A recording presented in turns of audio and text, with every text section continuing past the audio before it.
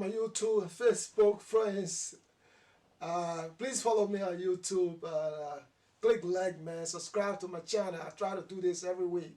Today I want to talk to you about healthcare on the continent of Africa. And this is particularly, the reason for which I'm doing this is that I just read a CNN article on African countries, and they said because of this coronavirus, most of the African countries, presidents or leaders and senator representatives, unique officials who's supposed to go out of the country to seek medical attention can no longer go because nobody's traveling anywhere.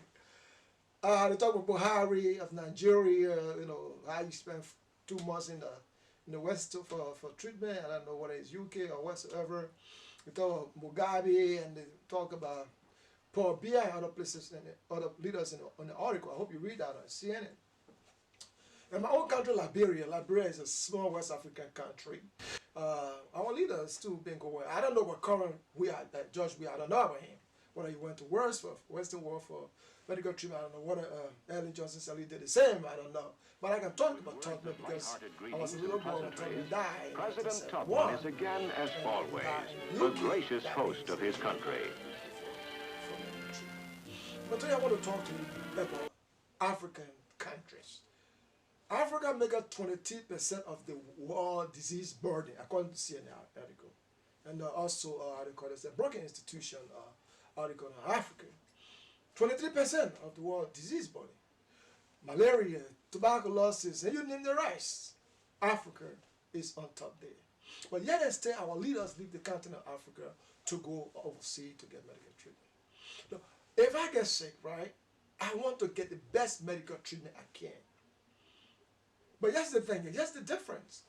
If I'm using taxpayer money, then I should use taxpayer money where the taxpayer facilities are. Instead of African countries spending billions of dollars to go to Western nations for medical treatment, they could spend the money here.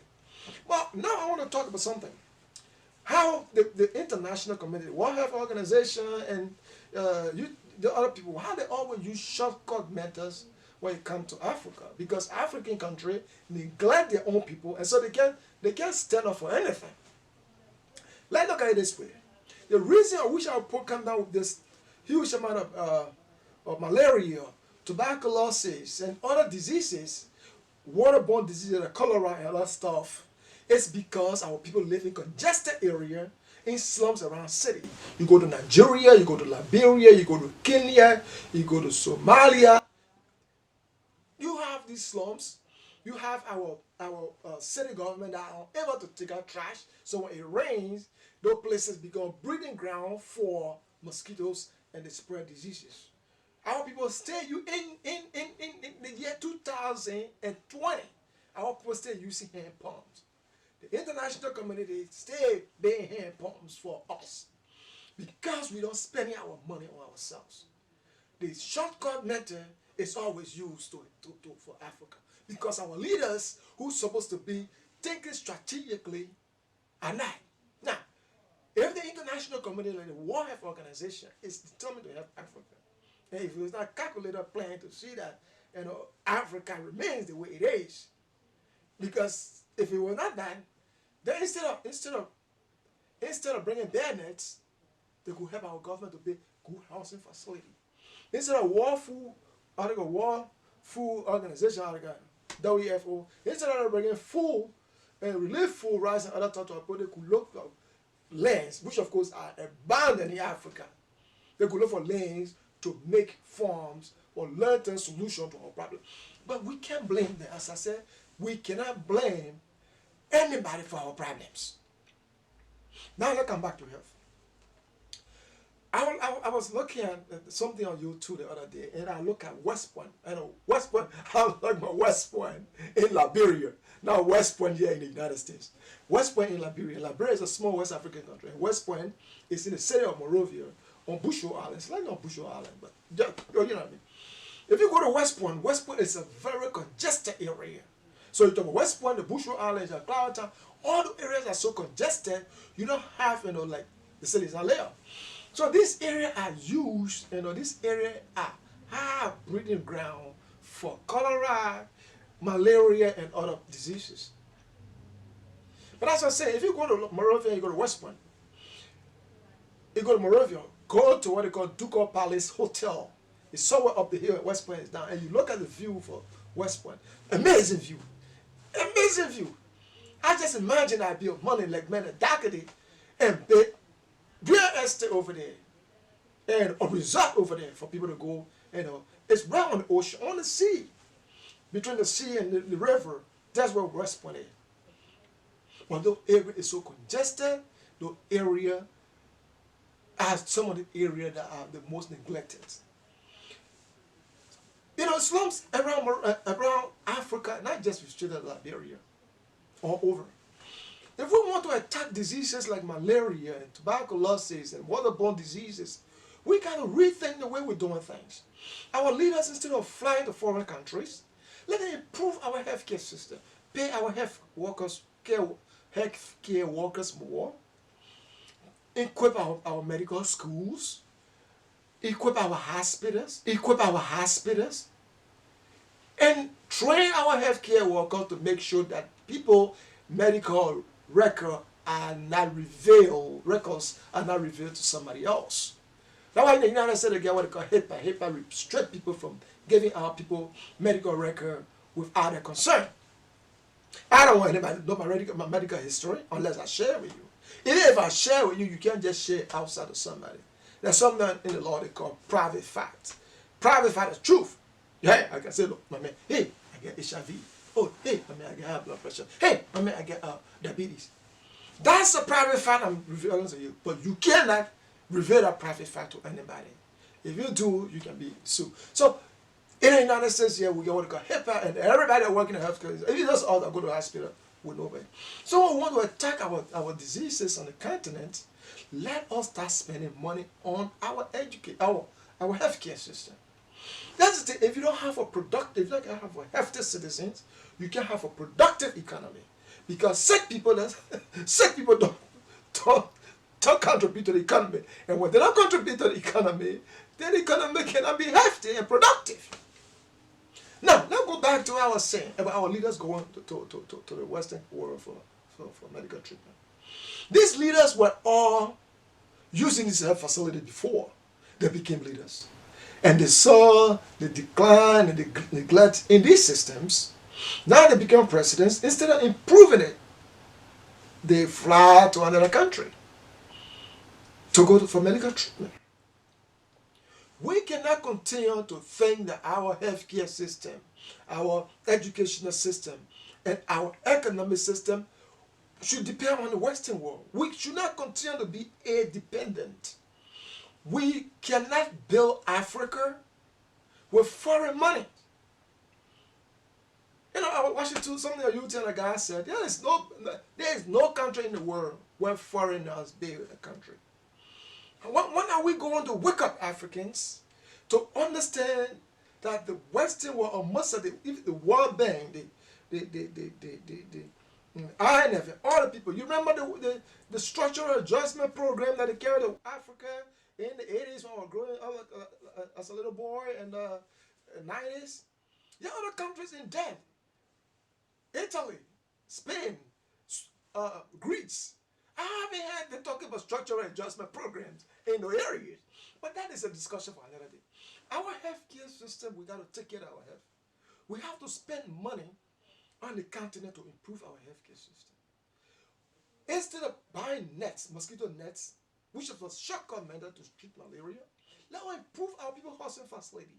So instead of in shacks around say Monrovia or Lagos or Nairobi or Cape Town or Johannesburg, Rabat and other places, Khartoum and other places, Freetown.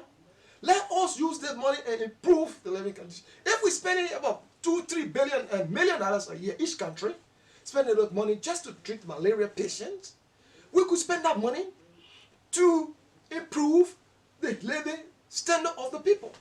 Instead of us using hand pumps, we could build water plants. Instead of buying mosquito nets, we could build a good housing facility that is well lighted, that is well ventilated, that is well clean, and our people can live in an environment that you can deal with those things. Why do we we think that Africa is the shortcut method? Oh, we'll provide food for them today, and then we'll continue to provide food for them. Where is the saying that give teach a man to fish so that he will be able to get fish for himself? What are they saying? But here's the thing: we as Africans should not blame anybody for our problems. It is in our capacity, it's in our ability to address the problems ourselves. We can address the problems ourselves. Why do we think that aid money is going to help Africa get anywhere? No, Africa will never get anywhere by depending on Western money. Everything is aid dependent. Even the African Union we're talking about. The African Union, most of the African Union projects and programs are fallen by the European Union and other Western nations. How can we then say that we want to solve our own problems? And most African countries don't even pay their dues to the African Union. Brothers and sisters, we all have to wake up. Especially so those who are in the diaspora. We got to wake up and put pressure on our leaders to spend money on our institutions, especially our healthcare institution. We need healthy citizens to contribute to a productive economy.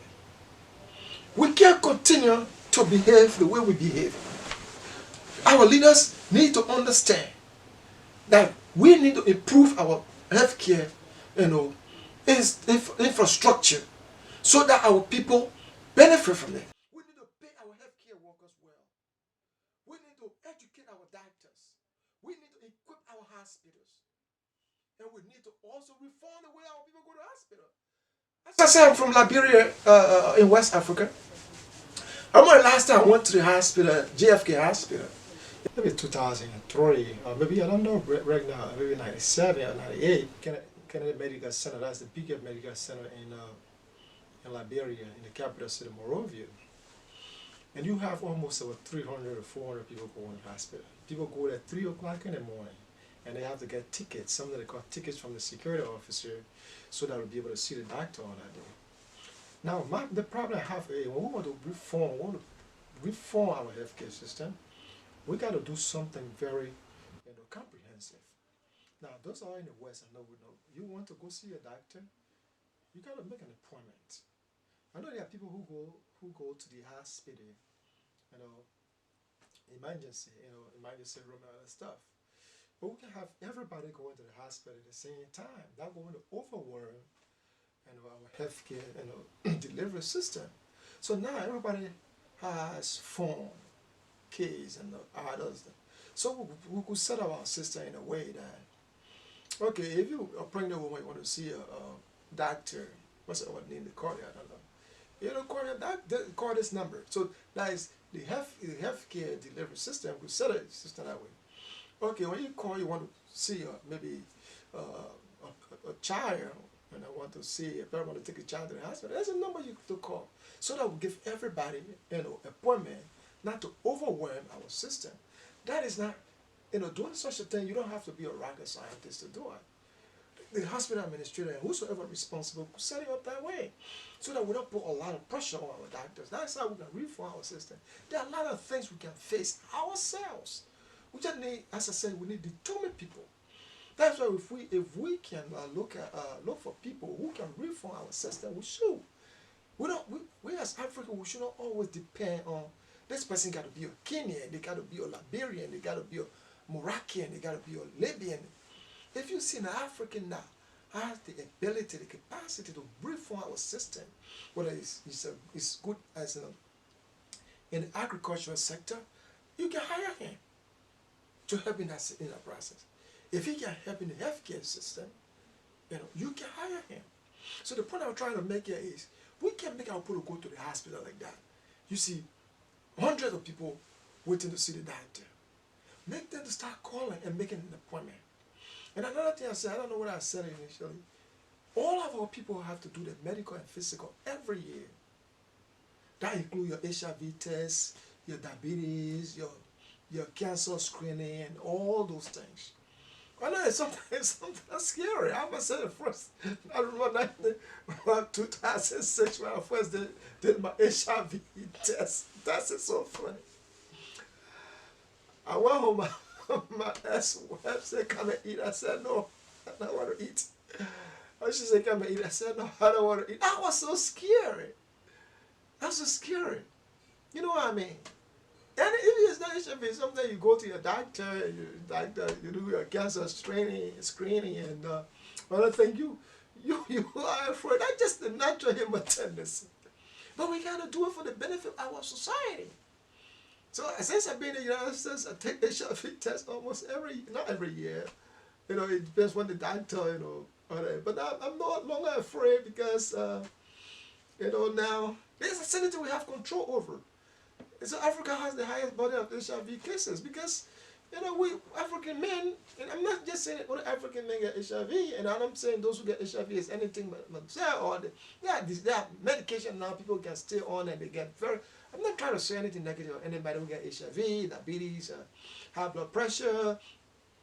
I'm not trying to say anything negative. All I'm saying is our system have to make sure they improve our system so that even if you have the disease you can get treatment option. You know. So if you go in as I was saying about JFK, when you set a system that people call the doctors, either at JFK or Redemption or maybe you know in a hospital in my home county River G, call the hospital receptionist desk, reception desk, and set up your appointment. They'll give you an appointment and you go there, based on appointment. So we can overwhelm the hospital. These are the little things we can do. And to conclude, our African leaders have to start thinking more. It's not just the health cases, I'm talking about health today, but it's all of our sector that we need to improve. We don't spend money on it. Sometimes it don't need big money, it just needs people who have the ability and the capacity to reform. I sometimes laugh at my friends. I say, look, if you make me, ahead of this particular division, I give you a year and I'll reform the system. Working with team members and making them to see the picture. But that is our argument for another day. But today, let us all pressurize, let us, get involved so that Africa can use its resources to improve the continent. Nobody going to improve our continent for us. Nobody going to improve our health, our care, and the delivery system for us. But we ourselves, let us stop using mosquito net, but improving the living situation or condition of our people so that they live in better housing facility. Where they're not using candlelights, but using electricity. Where they're not using coal, charcoal to cook, but they're going to cook on the stove. Where they're not drinking, water from creeks, but they have pipe-borne water, internal plumbing. The healthcare industry is a big industry. It embraces everything you can think about. So we got to spend money to improve our healthcare system. Let us spend the 15%, of the GDP on healthcare. If we should spend that kind of money on our healthcare delivery system, I know we can improve our thing. And our leaders will stay on the continent instead of flying to the Western world to pay huge. Those of you who are not traveling to the United States or Western world, I don't know other places, but those of you who are not traveling to the United States, the money that is cost for medical treatment here, depending on the kind of sickness, is humongous. So now they send you your medical bill is 100,000, 75,000, a lot of money. Those monies we will use in our continent of Africa to improve our system, equip our hospital, train our doctors, train our nurses, train our healthcare workers. If we do those things, man, instead of Africa having 23% of the world disease burden, we could change that around. And our people will get better health care that they want to get. Thank you very much for watching, man. As I said initially, please click like on my channel. Follow me on YouTube. I will try to do this every week. Talk about Africa and how Africa can, benefit from coming together on the umbrella of African Union. Thank you very much, guys, ladies and gentlemen. Click like on my channel, subscribe, and I'll talk to you next week. Bye-bye.